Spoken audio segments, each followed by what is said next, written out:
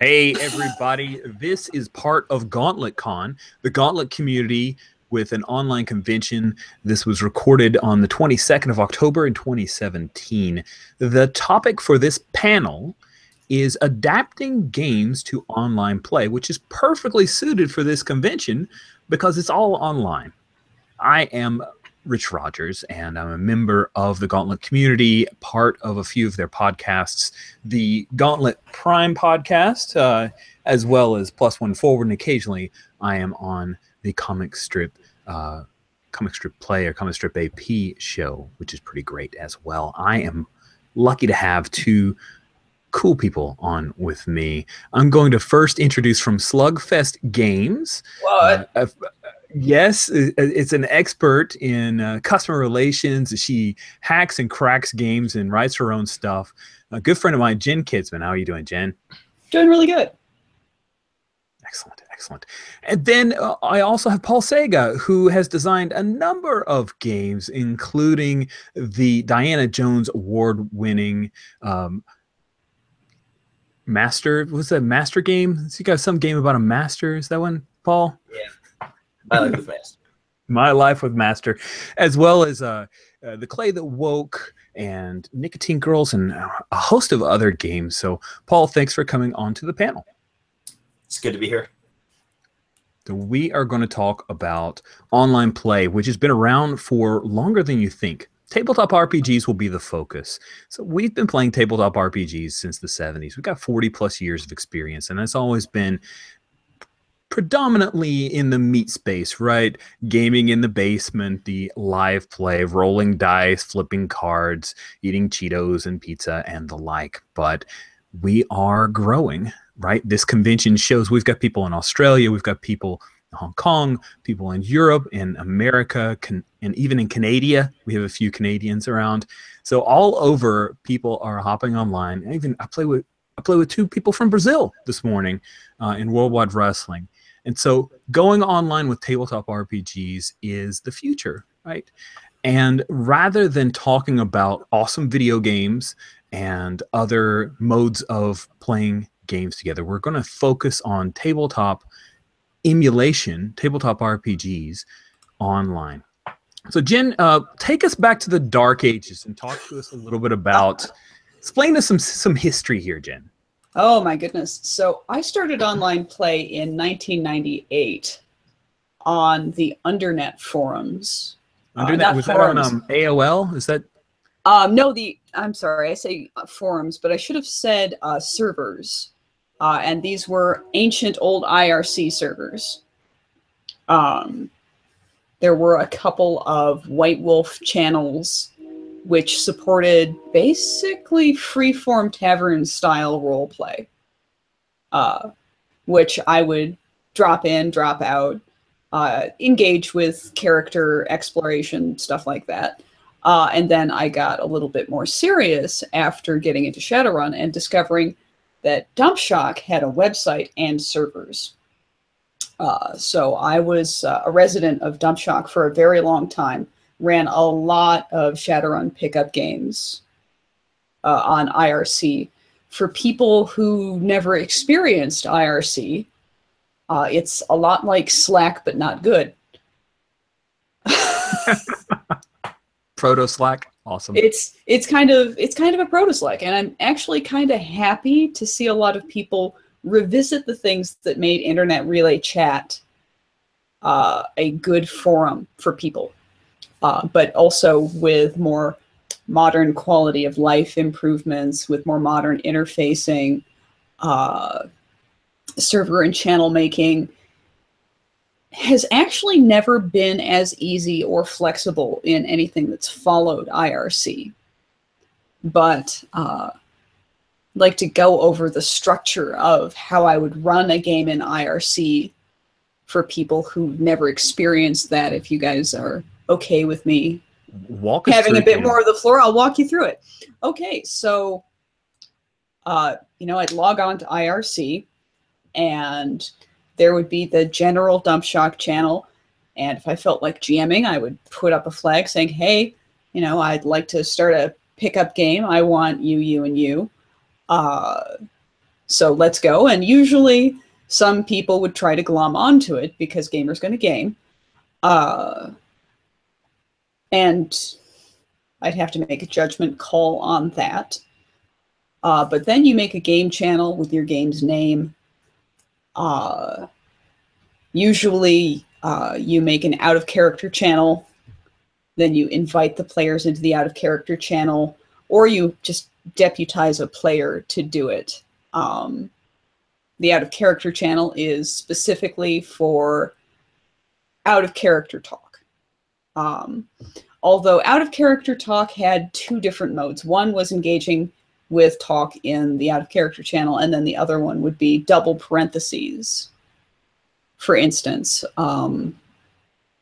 we often did a lot of text formatting to engage with flagging different modes of communication because, you know, in Shadowrun or in fantasy games and so on, there would be like wireless talk, radio talk, text messaging. In fantasy, you might have telepathy or words on the wind or, you know, thought balloon styling. A lot of stuff like that. And it would be based on agreed upon channel culture, right? Usually my players would make their own little planning channel, which I was not a part of.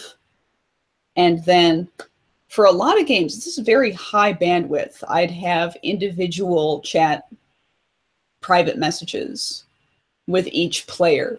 So honestly, I burned out really hard in the early 2000s on IRC gaming because I was running 9 games a week and because they're so high bandwidth.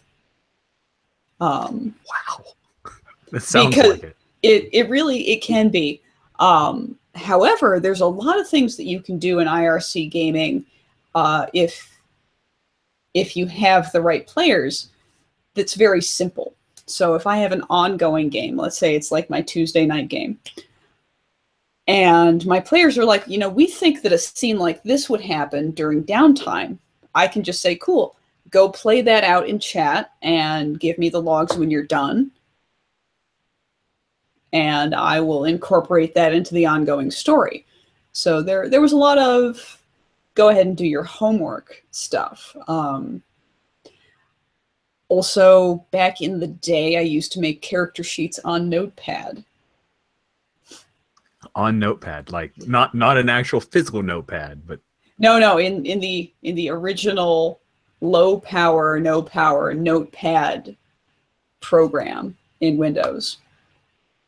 So just the rawest of raw text, because of course, back in the day, Word was an even worse shit show than it is now. So like I would demand my players could not give me a Word document because I didn't know what format it was going to barf itself out as. Notepad is Notepad all the time, and it's just turning wrap text on or off. Now, when you play these IRC games, would you play like for a set time limit? You say you had 9 games that were going on each week. Were those 9 separate games or 9 sessions? How did that work? They were largely 9 separate games. You're insane. I love it. I was insane. I was totally crazy, and I'm never doing that again, like ever at all. But back in the day, I worked part-time. I didn't have a lot of expenses, and I didn't have a lot of meat space obligations. So I just did it. And yeah, there were not particularly fixed times. There were fixed start times and fixed days. And you just play until it petered out? And I just play until we all petered out. Because that's the nature of college style games. When you're at that college age, when you have that college level of responsibilities. Except I didn't go to college, so I played even more games. You didn't have classes to blow off, so that was more time. Exactly. I understand. Yeah, it was good, except for the parts that weren't good. So I had an interesting experience about that same time. I was an IRC user, but not but I wasn't using it for gaming. I hung out in various topic related channels and had some online friends from across the world, and but I was a gamer, and would get sort of drawn in and to various forms of online gaming, and I started to mess around with the sort of mud mush, multi-user, games that had their own platforms and their own servers and their own, culture and their own thing going on. And you could join and you could create a character, and they'd have web pages devoted to talking about all their clans and their, and I started messing around with one, and I coming from a tabletop background, it was just like, here I am in this environment that's so familiar in some ways, and yet I can't figure out how to get any traction with it. I can't figure out, what I'm doing. I go in there with my character, and there just was no, there were people whose activity seemed to be primarily about building out the world that you could roam around in and creating these rich descriptions. It was a Middle Earth based one that I was messing with, but I tried other ones. There was a Wild West one that I tried at one point. You'd install a special client, which was basically an adaptation of an IRC client or a Telnet client, but it had additional functionality to it that, would do certain kinds of color highlighting and things to make the UI more usable. And I read help documentation, and I just couldn't figure out, what I was doing. It just didn't even feel like role playing at all. There was nothing going on. And I ended up talking about it on IRC in a channel, and discovered that this guy who was using a username that, that he was an Australian computer science professor. And it turned out that he was like a pioneer in this sort of mud mush, thing, that when he was a graduate, level computer science guy, he had helped develop like Amber Mush or something like that, so he was like one of the top, now had written papers on it, that kind of thing. And so suddenly I find myself talking to him, and I'm explaining what's going on. And he just, he told me, he said, all right, so this is what you're doing wrong. And what I was doing wrong was there's a convention in these things that you've got public events going on, but you've got this side channel of out of character conversation that's happening also. And it's conventional for you to negotiate what you're going to do in the public role play in this side channel of out of character, conversation. So, you're at a campfire, you're at a clan meeting, negotiating a treaty or whatever.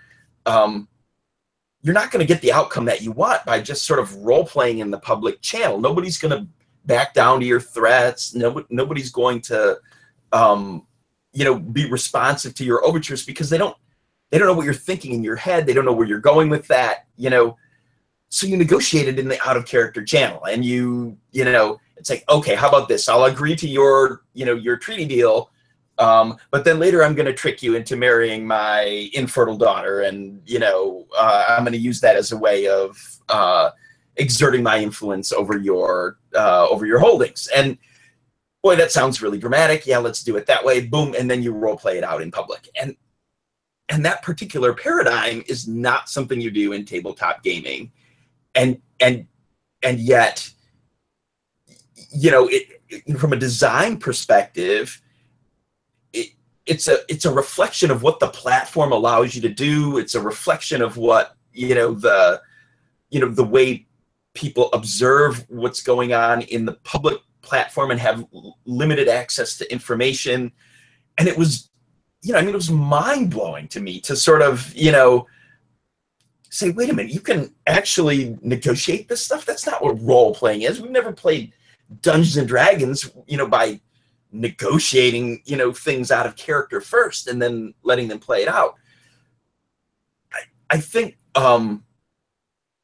that particular realization on my part sort of, underlies my whole thinking, on this topic that we're talking about, that, we can't be just talking about, hey, how do we take games that we've designed for tabletop and shoehorn them into the online experience and do the best we can because we've got limited tools. I think we have to be thinking about, what does a game really look like when it takes advantage of the characteristics of the platform that we are playing it within, and makes use of them in ways to create different kinds of experiences that are their own thing. So, interestingly enough, Paul, your experience with that realization in that IRC game, I went through a very similar realization with the play-by-post kind of medium called Storium. So Storium had a successful Kickstarter, I guess it was 3 years ago, I want to say. It's been a few years. And I have participated in maybe 30 games there. And I found that a culture developed within the Storium community as I would join games that weren't me just pulling folks that I'd already played hangout games with onto Storium games. I would try to dive into games that were existent, that because of the mechanics within Storium, it's a relatively predictable outcome. You play cards and you have a certain resource that will allow you to play cards to get certain results, right? It's a very light gloss of mechanics on top of a story engine, as the Storium kind of calls it. And there was a lot of off-channel negotiation between the play group of, well, why don't you play this card first because you have this, and that whole side chatter of conversation about let's shape the story. That's very story games. It's an interesting approach to put the conversation in lieu of allowing mechanics to drive choices. We take the choices of what we want to happen in the story. So ultimately, Storium was not a game for me, but there is a very active community that has really enjoyed it. I want to be surprised by mechanics, and when I negotiate for what I'm about to write, there's less of a spark of that excitement, of that surprise for me. So, and perhaps I'm just stuck in an old mode of play, a more conventional style of let's let the dice determine some of those outcomes. Let's go to dice. Let's have some random number generator bring that to us and force us to make hard choices. But I do think that it is absolutely a mode of play that thrives. And there's a whole fanfic style of play, and the idea of puncturing canon, and a lot of these negotiated outcomes that take place in IRC, on LiveJournal, on different chat fora, that is absolutely valid.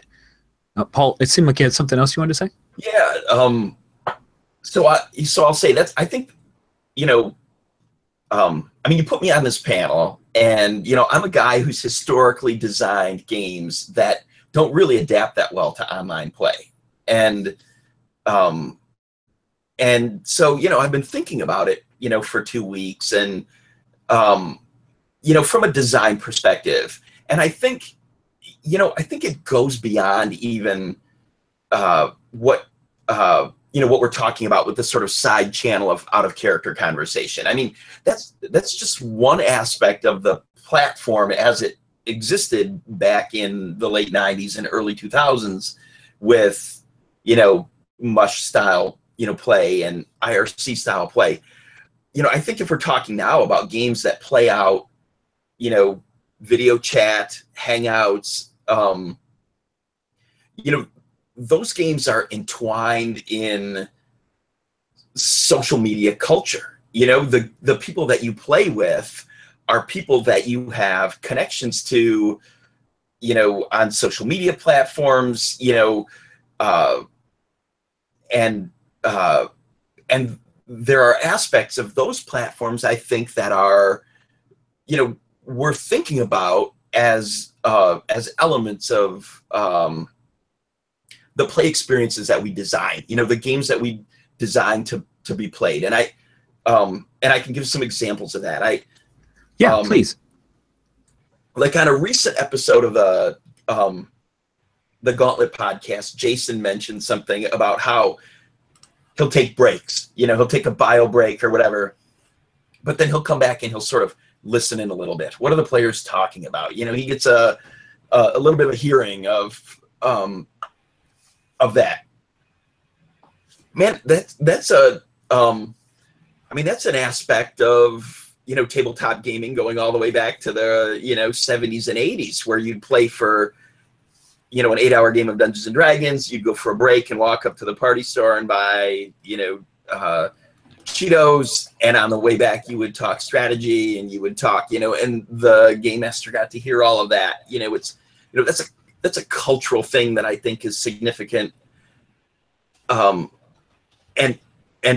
to have sort of brought that to online play, I think is, you know, you have the opportunity to turn that bio break into, you know, something that's functional and, you know, fundamentally, you know, a part of, you know, an interesting gaming experience. I read an article recently by a video game designer, and I can find a link to this article, and you can attach it to as a comment to the video. Definitely. This guy's a high-profile designer, and he wrote an article about how multiplayer video games promote new friendships and new relationships among their players. And, you know, he talked about things like how, you know, starting in a lobby together while the game scenario is loading and getting ready to launch, while the players are sort of joining in and getting ready to, you know, to do their thing, and how the way you structure that, you know, can cause people to have conversations, and friendships, you know, can emerge from that. You know, he talked about, he talked about a lot of stuff about how essentially the way the characteristics of the platform foster relationships, and because so much of the culture of tabletop gaming via Hangouts or, you know, via video nowadays is entwined with social media, you know, it seems to me like there's so much that, you know, about the way we organize our circles, and the way we,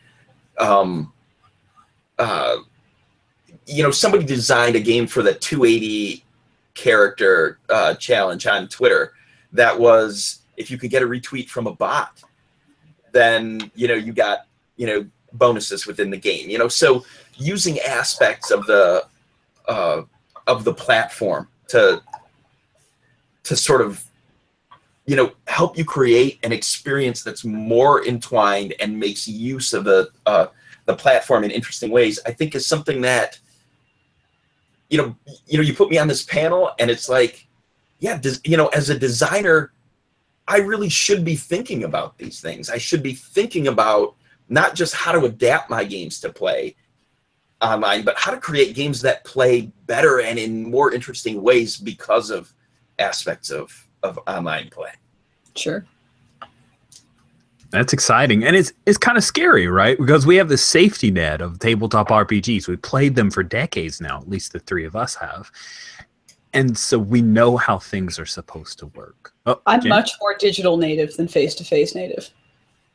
Interesting. Yep. And I'm almost, I'm like 95% digital. I have a semi-weekly family game with the son and wife. I go to meet space conventions 2 to 3 a year. Everything else is 100% online. Hangout gaming, occasionally Skype gaming, maybe Discord video gaming at some point, and lots of play-by-post. So I think digital, although I always try to ape or emulate tabletop. So what are some of the things, Jen, that you, being more digital, what is it that you think you bring to those games that are evolving it? Well, I think Paul Czege is mentioning all of these different mush cultural differences, I think brought to the forefront of my mind how important out-of-character commentary and chat is in a lot of text-based online gaming. In video-based gaming, it's very, very different. But in text-based gaming, it's so thoroughly essential. Out of character chat replaces so many things that keep things moving at a face-to-face table. And interestingly, I saw a lot of live journal role plays. I never got to take part in a whole lot of them, but there were some very prolific communities on LiveJournal dedicated just to role play. And in those communities, they didn't have a strong out of character option for communicating. I didn't see a lot of them turn to having side services such as IRC or other sort of drop-in, drop-out channels in order to role play. Also, at the time, it was very intimidating to me because LiveJournal role plays in those communities were kind of an always-on proposition. So that's intimidating. And sorry, just a moment. Go ahead. And what tended to come out of those communities was this sort of Taishi Bagua style of fiction production, where they're trying to negotiate fiction with fiction. And so you'd get a lot of complaints about people god modding or doing too much with their actions and their so-called turns. But then you could also see this really beautiful improvisational LARP style come out of their role-playing, and that was very interesting. Cool. That style that you're talking about, you know, I saw that around that same time period when I was messing around with play-by-email gaming. Oh my God. Where, you know, you didn't really have the side channel of out of character. You know, the emails would sort of go back and forth, and the fiction that emerged was really almost always more about sort of constantly characterizing your character, you know, characterizing your mood, characterizing your character, and it never really drove anywhere. There was never, you never really got, you know, at best you would get an occasional email from the game master who says, so what do you want to do? You know, so what do you want to, but it, you know, but that's not the same as a sort of side channel of conversation where you're sort of negotiating events as they're going on. Right. And ultimately everything would sort of, you know, you'd be characterizing your characters, and, you know, maybe I'd try and drive for some sort of dramatic conflict, and the game master would have a way of sort of resetting everything to ground zero all the time. You know, it was like a Star Trek episode where nothing, you know, where at the beginning of, you can watch them in any order because you're always. That's a very good point, and something that I'm recalling a bit better now that you brought it up, because in a lot of that style of gaming, there's a big pushback against big story changes. There's a lot of pushback against story drive and forward momentum, which is interesting, and not the way I've ended up playing games, obviously. But I think without that out of character element, without that willingness to drive, players who are really driven and want to engage in activity and see their characters and the story change over time, they are regarded as problem players in that sort of culture. And I recall, like, dealing with them, or, you know, having to handle and temper other people's story ambitions while bridging that gap. Yeah, in my experience, most of those play-by-email games would just sort of peter out over time. There was, you know, and I always sort of felt like, you know, why do they keep playing out like this? You know, people are obviously disengaging with them because they're not getting what they need, and yet nobody can really figure out how to get what they need out of this particular gaming experience. It was really mystifying to me. It sounds like in play-by-email, everyone ends up sort of being their own GM. and everybody's having that fun in kind of a really lonely way, and they're not fully engaged. I've often found that some games of play-by-post, I've only participated in 2 play-by-email games, so don't have a great breadth of experience there. But some of the play-by-posts that I've observed in forum are people who probably would just write on LiveJournal or just write fanfic now. Like 10 years ago, they were playing by post because that's really what they wanted to do, was just write. But it's great to have that audience. Now there's a culture around fanfic. My wife is beta. She does some editing and proofreading for a lot of fanfic. And there is an absolute culture of support and feedback. And there are even people who are no longer basing their stuff off of Glee, but off of one person's Glee fanfic that has sprung out into all these branches of sub-Glees and sub-Glees. And that's what I find interesting about that style of play, where nothing ever changes. It's like episodic television, right? You're going to reset back to 0 at the end of the 30-minute or the hour point. That's why I prefer mechanics that are going to force us to choices and evolution.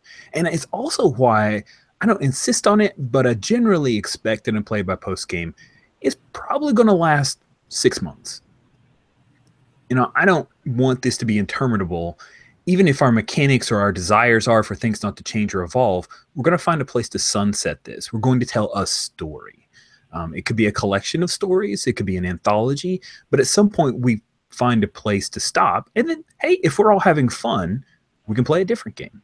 And that's what we do. We'll mix and match. I'm going to move a little bit because I'd like to talk a little bit about play-by-post. So you notice how I very cleverly kind of took over. Sorry about that. What are the challenges of play-by-post? First one that Paul's pointed out, playing by post, it can peter out. What are some other things about play-by-post that are real challenges that you've seen, Jen? Play-by-post can have a lot of challenges integrating many of the rituals of tabletop gaming. So passing notes is, of course, really simple to simulate. You send an email or you do a direct message or, this, that, and the other thing. But dice rolling is always a challenge. And it's not just a challenge in that you need to find a dice rolling solution. Because, that's challenge enough. But it's also a challenge in integrating the roles into the pace of producing the fiction. And once again, it's kind of an implicit cultural issue. And if you get a player who is sort of out of step culturally, and I'm not saying that they're making a mistake or doing a bad thing, but if you've got 3 players who all want to roll first and then fiction, and 1 player who wants to fiction roll fiction, then you're in a tough situation. And that requires some management, some negotiation, some talking about it. I've seen logs of play-by-post games using systems like Dungeons and Dragons, and I mean, you can look at the date stamps on things, and if they get themselves into a combat, I mean, oh, wait a minute, it took them 6 weeks. It took them 6 weeks to play out the combat against the orcs with the archers. Because every touch point is waiting for somebody to take their turn, doing their roll, deciding, rolling initiative, and it's like they spent 6 weeks on that combat. That's a super challenge for play-by-post, and it's related to just how many touch points you need to have, for how much you're actually advancing the narrative, and how much how much in-game activity can be resolved with any one post. Yes, yeah, absolutely. I would never play. Oh, go ahead, Jen. I would never play Dungeons and Dragons in play-by-post. Just never. Because of that depth of rolling. Because one action can be 4 or 5 rolls, each one with its own knock-on result that you have to push the fiction forward with. each one sort of passing the baton between the GM and the player. And each of those little baton passes of post responsibility can take hours, days. That's just a fucking nightmare. That's definitely something that IRC has on play by post, is that you can get a lot of that shit out of the way really quick. Yeah, real quick. And also time zones, right? Time zones can jack you up. So you roll initiative, but the guy who just rolled initiative is Australian, so he's 14 hours ahead. Right. And you know, you're not going to hear from him again for another 10 hours. But this other person's a West Coaster, so he just woke up and initiative gets rolled. He rolls his initiative, gets to wait a whole another day and a half. It's crazy. Yeah. That's why I don't know. I don't think that Vincent McGay Baker had this in mind when they designed the Powered by the Apocalypse system, but hot damn, a conflict resolution system like a PBTA game is a godsend for play by post, because the player initiates the roll. The MC can say, oh yeah, I see you're going for this and let's do a roll. The player can do it. The player rolls the dice. The player makes choices. The fiction moves forward. That's why kind of my go-to for play by post is a PBTA game, because it facilitates play in an asynchronous way very well. That those touch points are much smaller, that you can go broader with your conflicts, and it's quicker to get through a combat. That said, Dungeon World has very similar issues. Well, issues, right? If you enjoy that, awesome. But if there are worries about the asynchronous play and timing and the like, Dungeon World with hit points, with rolling damage and then rolling the monster's damage against you. There are some points where Dungeon World can slow down a bit, but this. Yeah, it's not nearly as bad as D&D. And here's the thing. RPG Geek, there is a very vibrant Pathfinder and D&D play-by-post culture, and they love it. And they're usually involved in like 5 to 7 games simultaneously. And so instead of waiting for one post, they'll kind of have a calendar of events. I'm going to check this game. I'm going to check this game. I'm going to check this game. And the amount of effort that is needed to keep those things all moving along, it's your daily task thing. It's almost like doing like farming in World of Warcraft, right? You go in and you knock off your little bits and you check in some of the fiction and you move on, and that's awesome.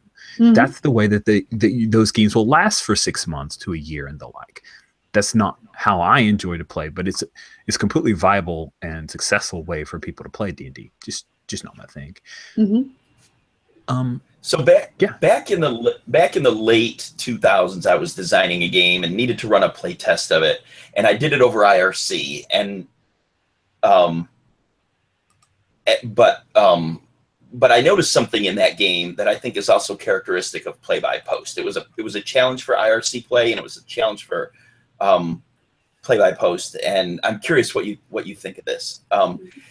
And, one aspect of the game, and I think one aspect that's characteristic of a lot of story games and, indie type role-playing games, is players have to sort of, figure out the details of a scene, or request a scene, request, what the situation is like, and then sort of role-play themselves into it. And there's a little bit of creative work you have to do. And, this was true of this game as well. And when you're playing face-to-face, you've got a lot more sort of human connection going on. You've got, people are sort of looking you in the eyes.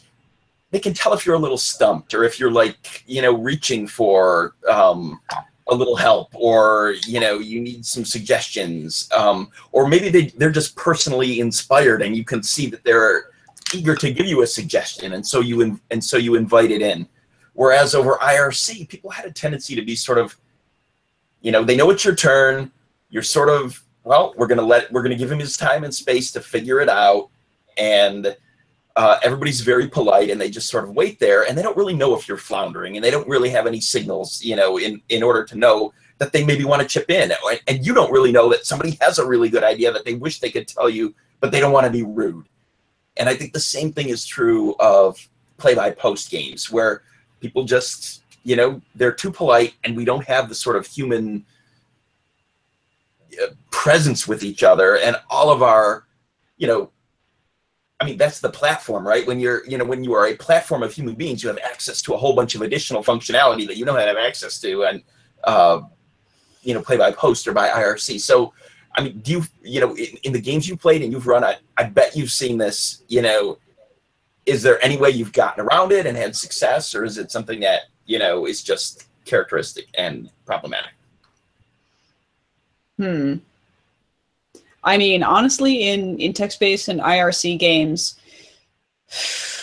it's personality-based and it's cultural if you're solution finding. So, like, it's good to have a mix of assertive people in with your whole game, because those people, even if it seems a little rude, are going to speak up and be like, hey, how are you doing on this? Hey, are you going to do this? I've got this idea. Once again, I have to loop back around to out of character communication is really paramount to engendering a fuller fictional experience. See, I like that response a lot, because I think, that's an interesting input into what we're talking about, adapting games to online play. You may well have an online culture that's, hey, I'm going to post my game and players are going to sign up, just like Gauntlet Con, whoever wanted to play, they signed up, right? Mm-hmm. But your history is, I'm going to recruit the players I want, for this particular game, because, the world is at your fingertips and you can pick exactly who you want. So there's a whole bunch going in your head about, I need to pick some assertive players because they're going to help this thing move in ways that, the most polite, landscape of players, aren't. And they're going to compensate for limitations of the platform. So, the idea that, here in the online space, when the world is your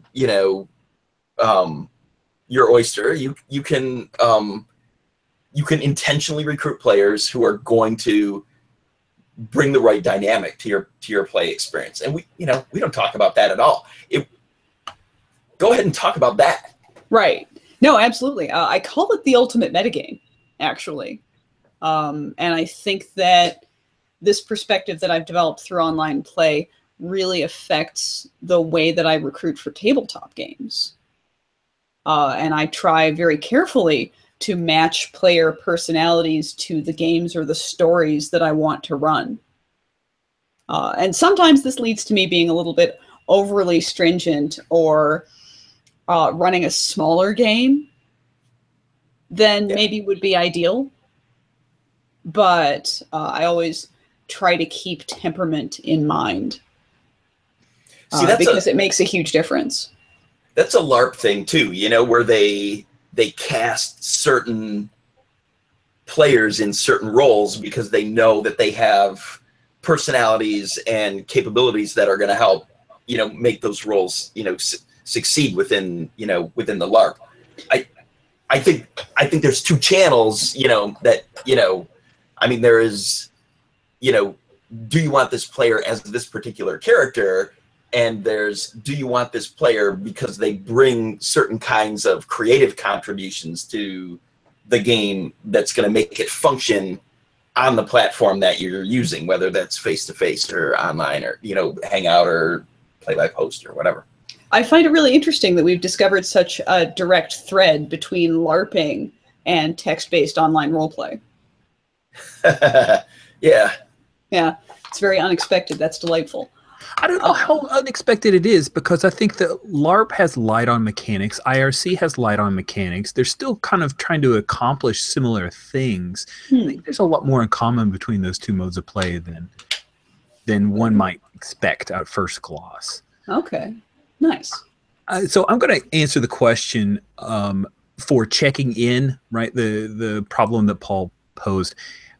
I have found that play-by-post benefits greatly from a kind of IRC out-of-character check-in method or mode of play. I have now kind of all of the play-by-post that I run. There will be a Slack channel running. Searing Plains is the Slack server that I use, set up by Tim Bennett and some others, and they are nice enough to let me jump in there. And I just use it for check-in out of character type things, stuff that I might have an older play-by-post handled via a different thread. Now it's a lot more real time. Great for attaboys, attagirls, check-ins, schedule updates, questions about the rules and the like. And by having that as an always on chat mode, it's also very helpful for me to do the gauging the table. Hey, it feels like this scene's about ended. Where do you guys want to go next? And then I'll just lay it out there and say, I'm a little stuck as to where to go next. Should we jump a week? Do you guys want to go forward here? And someone might say, well, I really have this one thing I want to do, make a phone call, go visit so-and-so, and then we'll set up that right there. And so that's how I've found it. And it's the thing, it's a little humbling, right? The GM style of sitting behind your screen and being the font of knowledge, I can't do that. I can't pull it off anymore. And breaking myself of that has been very healthy because I'm able to share some of the workload with my group and we tell the story together. But IRC, if you don't develop that communication style with your group, it can be really problematic. Play-by-post is like damn near inscrutable at times. There have been fora where it's one in-character thread that is always going, and it's like 27 pages long. One out-of-character thread that is like 1 page long because they don't talk. I don't see how that works. It does, but like it's horrific to me because I'm a social individual, whether through text or video. I'm playing with friends or with my tribe, and it's important to me to have that communication ongoing. We are coming near end of time, so there are a few questions that were posed by people in the Discord channel that I wanted to try to tackle. And Jen, did you have any other points that you wanted to hit? I saw you. I mean, honestly, now that we're into this, I know I could talk about it all day, but I think that addressing questions is really important right now. Cool. And Paul, any points you want to hit before we jump into some of these questions? We can do questions as long as we can do like wrap up at the end. Absolutely, absolutely. So Kyle Thompson asks, how do you prepare good play materials to avoid overwhelming players? I think that these questions were received at the early part of the panel before we kind of went straight into text-based. We didn't talk so much about video, but I think that play over text and play over video both have some of the same challenges about how do you not overwhelm your players. Like you can't send them to Wikipedia if you want to run a Star Wars game. Like that's okay, you can, but understand that you're going to go real slow because that's a rabbit hole of all rabbit holes. So Tavern Keeper is a play-by-post forum that is free to use, and it has a thing called a wiki. It's not a wiki because only one person can make the pages, and it's not that easy to edit and blah, blah, blah. But it can be a warehouse for you to put information. The thing is, just like in a face-to-face game, there's only so much information that the majority of players really can can hold and will seek out and will want to know rather than what's going on right now. I try to keep it to a couple pages, honestly. I try to have like the game as it exists, of course, is going to grow way out of scope. And there can be problems there. But if you're running an online game, I often will use Google Sheets, and I'll have an NPC list that I keep. And that's why when I use Roll20, I actually have problems with it because I create a lot, we'll create a lot at the table, and not having a methodology to update that information so that everybody's on the same page as to, oh, who's Joe Bunny? Oh, it's this person. Roll20, not so easy to update that. But in a Google Sheet, really easy to just add some more facts and factoids. And yeah, that's pretty much the answer. I'll hush now. Jen, did you have some thoughts on that piece? How to not overwhelm players. Depending on the game, I'll make cheat sheets for people and provide that to them. And those are usually just 1 page. Like, here's the hard and fast stuff that you need to know that you'll use all the time. Some play-by-posts that I've run in Google Documents, like I make folders and I try to keep that as trimmed down and discreet as possible. There are challenges to that, but You know, it's a trade-off between how many tabs that you're going to force your players to have open at any one time when they're engaging with your game versus how much visual, thematic, practical information you want to have presented to them. But I think even in face-to-face spaces, condensing information, condensing tools is important. Before running Warhammer Fantasy RPG 3rd Edition for some players, I spent a lot of time, I spent a lot of time putting together folios for each player, which could comfortably hold their character sheets, all the little cards for their characters. They had like a little zipper baggie for the bits that they'd use week to week. So it's really about thoughtfulness and containment, I think, whatever medium you're working in. Paul, what are your thoughts on trying to prepare play materials online to avoid overwhelming players?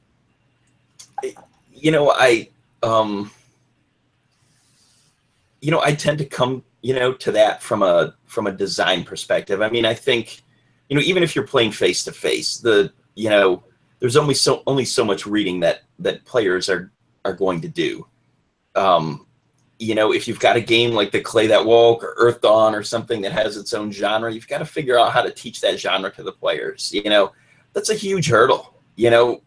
Earth Dawn tried to solve that by publishing a trilogy of novels, and when we played it, only the game master had read those novels. It wasn't like you can play a game like Star Wars, and the advantage that you have is people have seen the movies. There's less of an investment in seeing a few time investment and seeing you can have a movie night, and get everybody into the right headspace for that. And then I think also from a design perspective, don't design games that have too many moving parts. If I've seen people like Kelly Vanda do amazing things with Google Docs and Google Sheets to make a playable thing where you can move the numbers around, and fluctuations can happen, and you can play in a pack, you can play Monster Hearts with a sheet that's gonna that you can maintain and constantly being be updated. But if we're talking about designing for the platform, figure out how to have games that have fewer moving parts, and figure out how to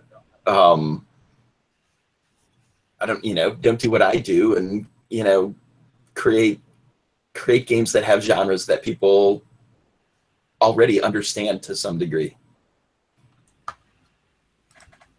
Interesting. And I think that touches on James Ill's question about the things a designer can do to make a game online friendly. So nice you're able to answer that one.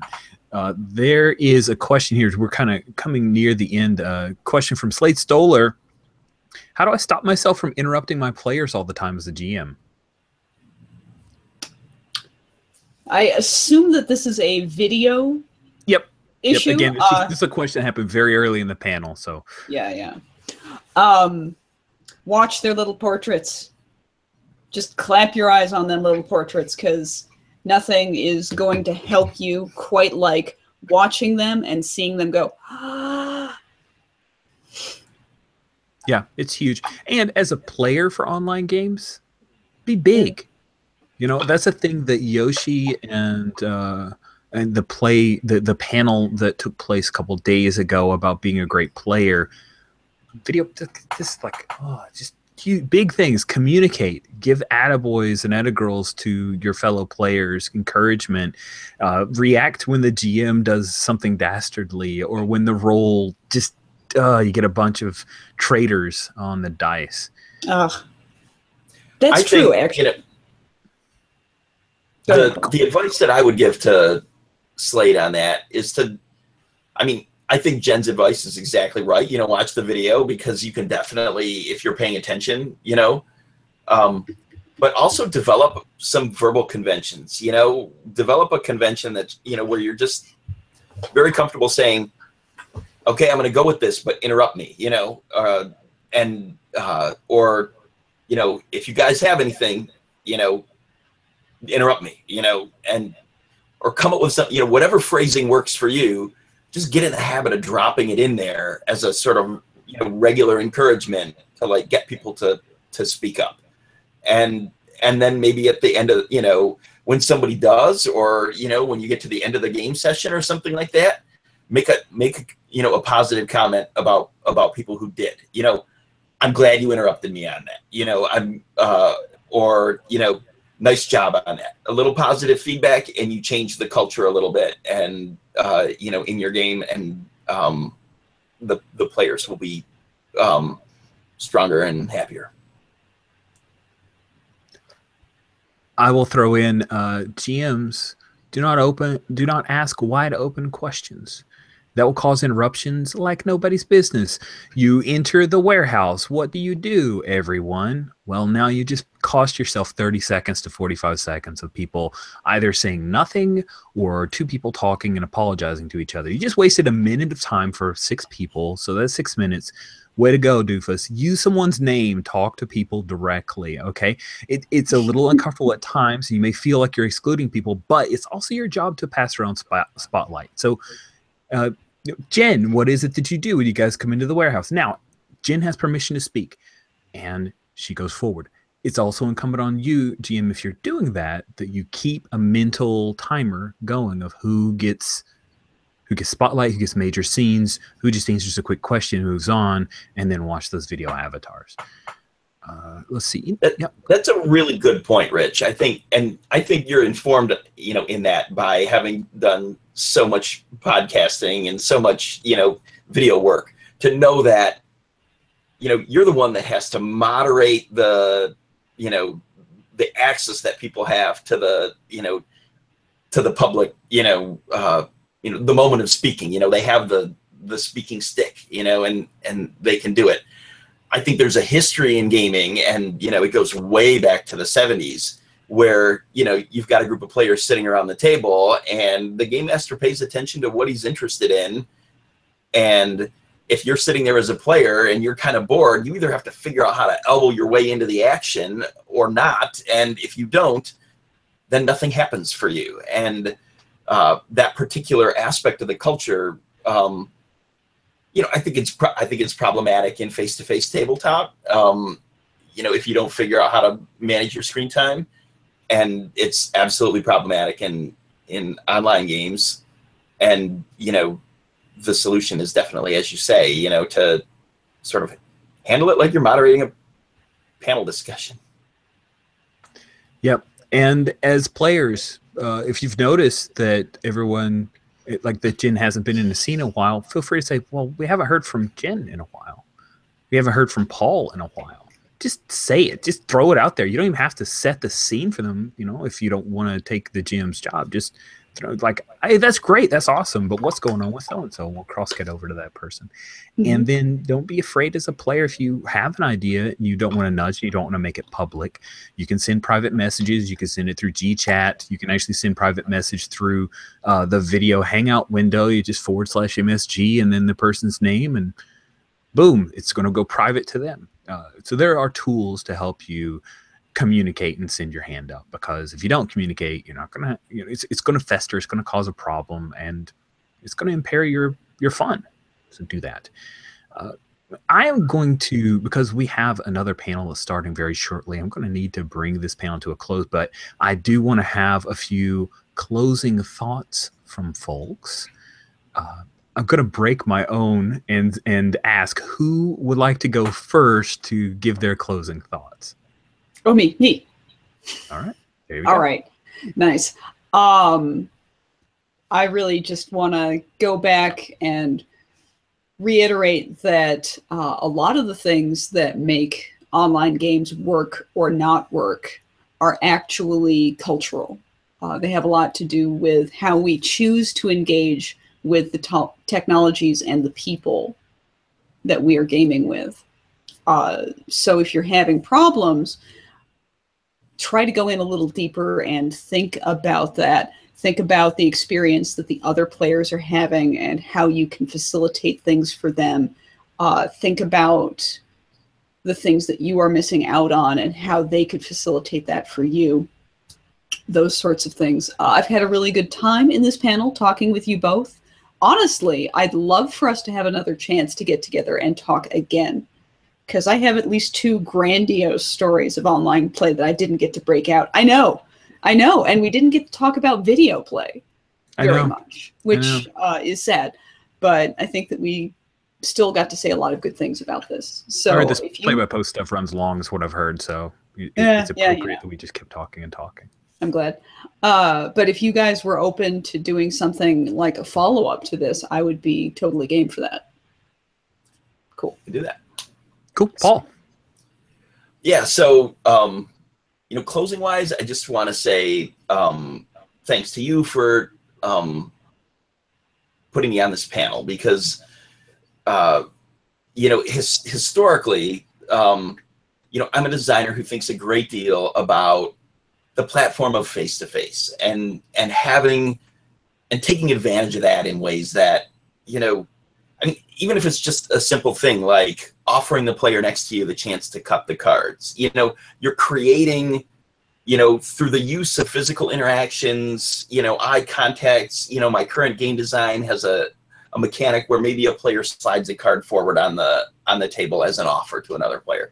There's so much that happens in, you know, that you can have players do in a physical space that, you know, creates a you know, human connection. And by putting me on this panel, and, you know, you forced me to think about how, you know, the online platform is its own thing, and it's its own, it has its own features, and it's entwined with social media in ways, and that as a designer, there's, you know, I have to look out there and see that there's so much online play activity, and that I'm really selling myself short as a designer if I'm creating games and then expecting the community to sort of shoehorn them into online experiences, because that's, you know, and then they're going to use whatever tools they can cook up and try to have the best experience possible with something that wasn't really designed for online play. And that I really ought to be thinking about how to design games that are, you know, that do make use of aspects of online play. And I thought about that so much in these 2 weeks that I actually designed a game that is a draft of a game that is intended specifically for online play and uses aspects of that. I don't think it's called The Near Dead, and it's about a seance. You are a necromancer, and you launch it to your friend's circle on a platform, and then you use a video platform like Appear In that people can enter anonymously, and they can enter anonymously with their webcam turned off, and they're the spirits that you've called to your seance. And your job as a necromancer is to get the life advice you need, but also if you can identify the spirits by asking them certain kinds of questions, then you can conjure them, and they can uncover their webcam, they can appear to you, and then at some point you can maybe, so they're called the Near Dead because they're recently deceased spirits who have not, they haven't been discovered as dead in the mortal realm. So at the end of the game, you get to make a decision about whether you want to restore one of them to their mortal form before it's ever discovered that they were actually dead. And it uses aspects of the fact that you've got a friends list. You probably have a friends list of people online that's a little bit larger than people you know really, really well. So you'll be getting, by sharing it, you know, in a certain way with your friends online, you'll be getting drop-in participation, and you'll be in a situation where you're getting to know people better based on the little bits of things that maybe you can, in fact, guess about them. And I don't know, I'm really excited about it. You inspired me to think about things like the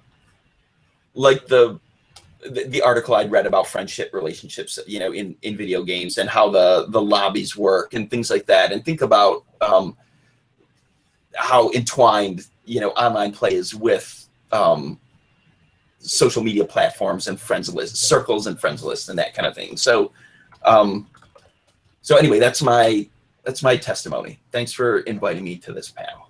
Thanks for coming on, Paul. It was great having you on. It was good to chat with you again. And Jen, you just rocked it. It's awesome. Thanks. We got to do this again, have more chats and stuff. Super into it.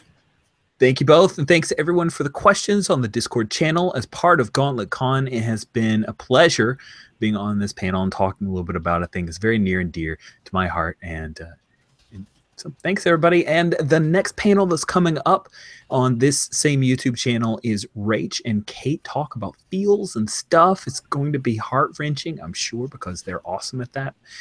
So do keep tuned, and that will be starting in just a few minutes. Thank you both so much. And thanks, Gauntlet, for being part of Gauntlet Con.